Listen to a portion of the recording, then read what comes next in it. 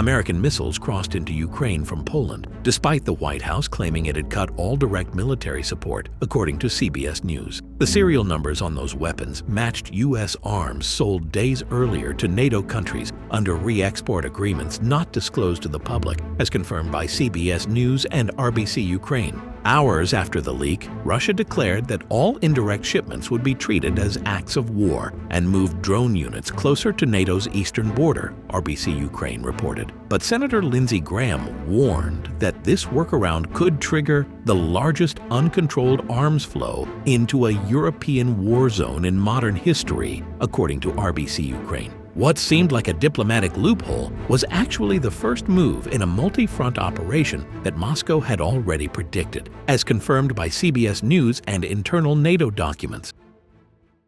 In July 2025, President Trump said the U.S. wouldn't send a single bullet directly to Ukraine. But behind the scenes, a new plan was already in motion. Instead of sending weapons straight to Kyiv, the U.S. would sell them to NATO allies, countries like Poland and Romania. These allies would then transfer the weapons to Ukraine through side routes. No U.S. flag, no paperwork that led back to Washington, just boxes of American-made missiles and drones crossing borders quietly. This system gave Trump two things: control and deniability. The weapons were real, powerful, and ready, but the delivery was indirect. NATO handled the final step. On paper, Trump could still say, "We didn't send anything to Ukraine." But then, the plan leaked. Reports showed that top U.S. officials had already discussed this strategy with NATO Secretary General Mark Rutte. It wasn't a rumor, it was organized. Ukraine would still get U.S. weapons just through the hands of other countries. This wasn't like past support efforts, but what made it worse was how clear the new plan looked. Russia could now point to real evidence: serial numbers, cargo routes, meetings between Trump and NATO leaders. Moscow called it a fake neutral act, but the impact was immediate. Russian media blasted the U.S., saying Trump was lying to the world. Diplomats in Moscow warned NATO that any indirect support would be treated as direct aggression. Russian drones were moved closer to NATO borders.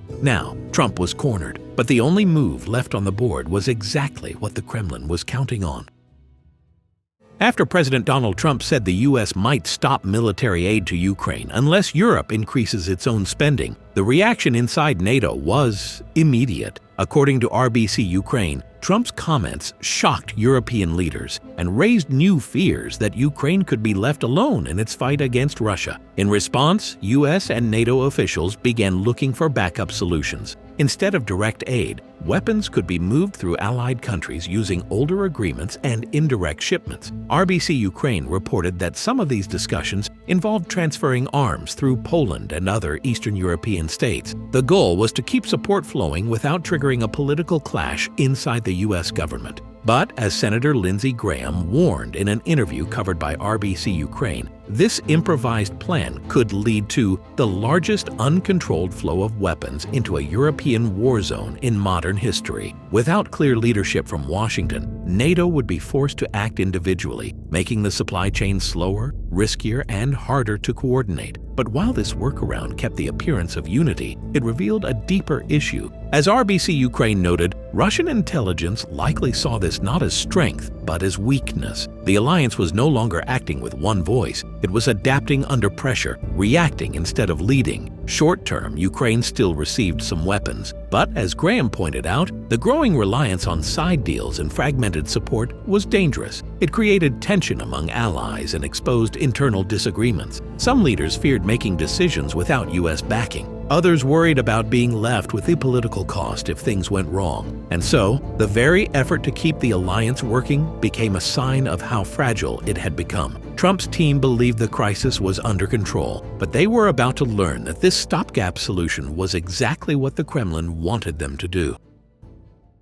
The trap closed when Vladimir Putin stopped fighting alone. Instead of relying only on Russian forces, he turned to outside powers. According to General Ben Hodges, former commander of U.S. Army Europe, Russia is now being kept alive by three key countries: China, Iran, and North Korea. In an interview with the Scottish Sun, Hodges called them a new axis of evil, warning that this alliance could shift the entire balance of the war. These countries didn't send troops, but they gave Moscow exactly what it needed to keep fighting. Hodges explained that Iran is supplying Russia with large numbers of attack drones, North Korea is delivering artillery shells, and China is providing economic stability and industrial components. All of this allows Putin to continue the war despite Western sanctions and military pressure. But the effect of this alliance was deeper than military help. It directly weakened the West's emergency system, the same system built after President Trump threatened to cut aid. That system relied on NATO countries working together, often through unofficial transfers. But now, with Russia getting stronger support from the East, the West's patchwork strategy was being stretched too thin. But what made this worse was that the attack wasn't on soldiers or weapons, it was on trust. As the Scottish Sun reported, Hodges believes the West must now deal with not just Russia, but a global network backing it. That changed the game. Inside NATO, disagreements began to grow. Some countries, like Germany, hesitated to escalate support. Others, such as Poland, pushed for more aggressive action, even if that risked upsetting the US. This led to the first clear internal fracture.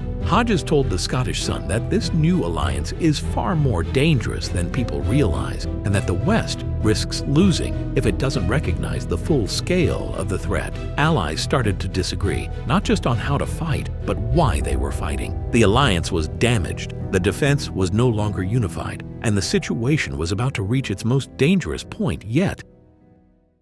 With NATO divided and public trust fading, Russia escalated to its most dangerous weapon yet, cyber disinformation. According to a report by The Times, July 2025, British security services confirmed that after Donald Trump's return to the White House, the United Kingdom became the #1 target of Russian cyber operations. This wasn't just hacking, it was a multi-layered information war. British intelligence sources told The Times that Russia launched a surge in cyber attacks and disinformation campaigns designed to exploit divisions inside NATO and confuse both governments and the public. The strategy combined AI-generated deepfakes, fake diplomatic documents, and manipulated news stories. These were carefully spread through social media and private channels to make them appear real. As The Times reported, officials in Whitehall were hit with contradictory reports, making it harder to separate truth from fiction. The UK's intelligence community said the Kremlin's goal was clear: create confusion, reduce confidence in institutions, and block coordinated response from allies. But the damage was even worse than expected. A senior official told The Times that the threat environment shifted overnight as critical decisions were delayed due to false alarms and conflicting data. In one case, a fabricated intelligence memo reached key ministers, triggering a full-day delay in a NATO-wide response drill. The UK's ability to act as a central NATO node had been compromised, not by force, but by deception. But what made this moment the lowest point was the silence between allies. Trust evaporated. Germany questioned whether the UK was still secure. Poland demanded a separate channel for communication. As trust collapsed, coordination broke. It wasn't a battle anymore, it was disarray. But hidden in the flood of disinformation was one technical clue, something no one had seen yet. According to The Times, British analysts later discovered that Russia had used a secure military communication system to coordinate the disinformation campaign, a system they believed to be invisible to Western surveillance. At that point, everything looked lost. The UK was digitally isolated, NATO was divided, Russia controlled the narrative. But one overlooked signal buried in that system was about to turn the war. When it looked like Ukraine's allies were losing momentum and Russia's influence was spreading through cyber attacks and global partners, a quiet shift happened in Washington. According to a report by CBS News on July 9, 2025, during a Face the Nation interview, NATO Secretary General Mark Rutte revealed that the alliance was now discussing a plan to unlock Russian central bank assets that had been frozen since the beginning of the full-scale invasion. These assets, worth hundreds of billions of dollars, had been sitting untouched in Western financial systems. CBS confirmed that the idea is to redirect those Russian funds to support Ukraine, especially for military aid and post-war reconstruction. This wasn't speculation, it was part of official transcripts and public discussion and supported by several NATO countries. According to CBS, Rutte said, "There is significant political momentum to find legal ways to use those assets to support Ukraine. But the most important part of this plan wasn't just the money. As CBS explained, this was a political and strategic breakthrough. By using frozen Russian funds, the alliance could bypass political fights over aid budgets in Washington and Europe. It gave NATO a new tool and took away one of Putin's strongest narratives, that the West was running out of options. But this move also changed how leaders were thinking. According to CBS, President Trump met with Mark Rutte and discussed Ukraine, NATO spending, and burden sharing. While Trump criticized NATO countries for not paying enough, the frozen assets strategy became a rare point of agreement. It was a solution that didn't require U.S. taxpayer dollars, and that made it politically powerful. At the same time, British intelligence was still analyzing the Russian cyber attacks mentioned earlier. And now, with new political unity inside NATO, analysts were cleared to investigate the encrypted communications used by Russian operators, systems they previously believed were secure. This was the moment of change, not because of a new missile or battlefield victory, but because of one financial detail hiding in plain sight. According to the official NATO agreement published on Wikipedia, in 2025, NATO leaders signed a new target requiring all member states to raise defense spending to 5% of their GDP by 2035. This agreement was confirmed during a summit in Brussels and represented the most aggressive shift in NATO defense policy since the Cold War. But as explained in the summary of the agreement, the 5% goal was not only about more tanks or jets. It was about unlocking broader defense coordination, including joint cyber defense, intelligence sharing, and digital warfare capabilities. As NATO Secretary General Mark Rutte stated during the summit, modern deterrence requires modern investment. This isn't just about spending, it's about building a real shield. That shift changed everything. With this new agreement in place, NATO intelligence agencies received authorization to deepen coordination on cyber monitoring, especially after the Russian disinformation attacks previously reported by The Times, 2025. According to that report, Russia had used a satellite-based system for covert communications during its influence operations. Now, with alliance-wide resources activated under the 5% defense pledge, agencies from the UK, Poland, and Germany were able to trace traffic patterns from Russia's secure comms, not breaking the content itself,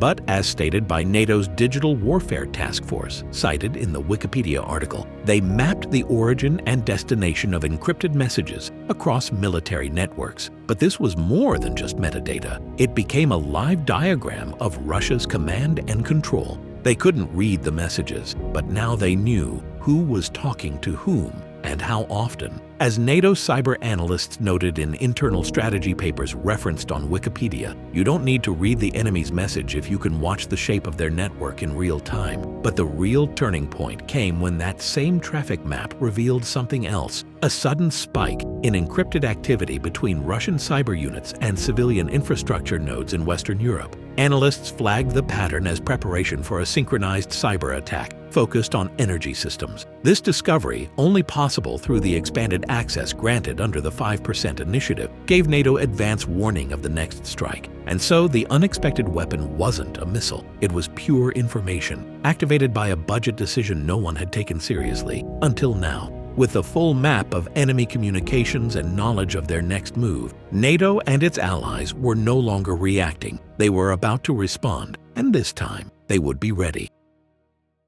According to the Financial Times, in 2025, the European Union officially adopted what top officials called a wartime economic mindset, marking a complete shift in how Europe organizes its economy, foreign policy, and industrial capacity. This change was triggered by what the FT describes as a combination of factors: continued Russian aggression, uncertainty in U.S. support, and Europe's increasing need to act independently. The turning point happened when Russia escalated energy pressure, using gas flows and critical infrastructure threats as leverage against European countries. But this time, Brussels didn't respond with negotiations. It responded with transformation. As reported by the Financial Times, the European Commission activated emergency tools to coordinate arms production, restructured supply chains, and redirected investment into defense manufacturing. European leaders, according to FT sources, no longer viewed peace as the baseline. They accepted war as the framework for planning. The strategy combined multiple coordinated actions. The FT states that industries were relocated back to Europe, particularly in energy, electronics, and arms production. Technologies like drone systems and ammunition factories were ramped up across Germany, Poland, and France. European Commission officials confirmed to the FT that a new bloc-wide coordination authority was set up to prevent duplication and ensure faster delivery of military goods. But the impact on Russia was greater than expected. The Kremlin had relied for years on Europe's economic dependence, especially on gas exports and industrial imports. But now, as the FT reports, those channels were collapsing. What Moscow didn't predict was that Europe would combine economic restructuring with defense strategy. The EU wasn't just spending more, it was redesigning itself for conflict. This shift was described by the Financial Times as the most significant transformation of European economic thinking since World War II. Peacetime rules were put aside. Trade, energy, and tech policies were now seen as tools of deterrence and defense. This realignment reduced Russia's influence dramatically in several former pressure zones, especially in Eastern and Central Europe, where its grip had depended on energy contracts and covert logistics.